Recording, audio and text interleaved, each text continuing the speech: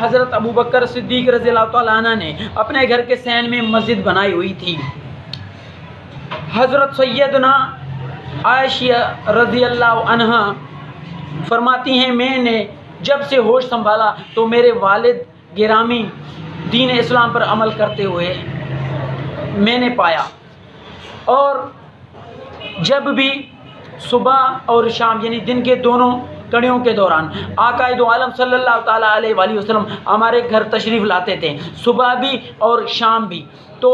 میرے پیارے والد حضرت ابو بکر صدیق رضی اللہ تعالیٰ عنہ کو خیال آیا، اپنے گھر میں ایک مسجد بنایا گھر کے صحن میں، تو وہاں پر اذان دیتے تھے، نماز پڑھتے تھے اور کلام الہی قرآن مجید بلند آواز سے پڑھتے تھے۔ تو مشرکین کے بیٹے، عورتیں اور ان کے مرد تعجب سے دیکھتے رہتے تھے حضرت ابو بکر صدیق رضی اللہ تعالیٰ عنہ کی طرف۔ تو میرے پیارے دوستو، یہ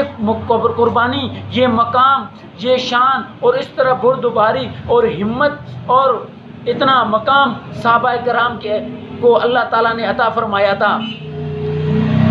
اپنے پیارے محبوب کے لیے کہ اسلام اور دین پر کس طرح عمل کریں، اور کس طرح آپ اور ہم سب واقعات صحابہ کرام سن کر پڑھ کر کس طرح ہمیں محبت ہو، لگن ہو، اور کس طرح ہم جو ہے نا آقا دو عالم صلی اللہ علیہ وسلم کے غلاموں سے محبت کریں، صحابہ کرام سے محبت کریں، آل بیت سے محبت کریں، اور ہم دین اسلام پر کس طرح، سنتوں پر کس طرح عمل کریں۔ تو میرے پیارے دوستو، یہ تمام مقام، یہ شان سب میرے تیرے پیارے سونے نبی حضرت محمد الرسول اللہ صلی اللہ تعالیٰ علیہ وآلہ وسلم کے پیارے صحابہ کرام میں سے حاصل ہے۔ یہ شان اس صحابی کا نام ہے حضرت ابو بکر صدیق رضی اللہ تعالیٰ عنہ، جس کا لقب صدیق ہے۔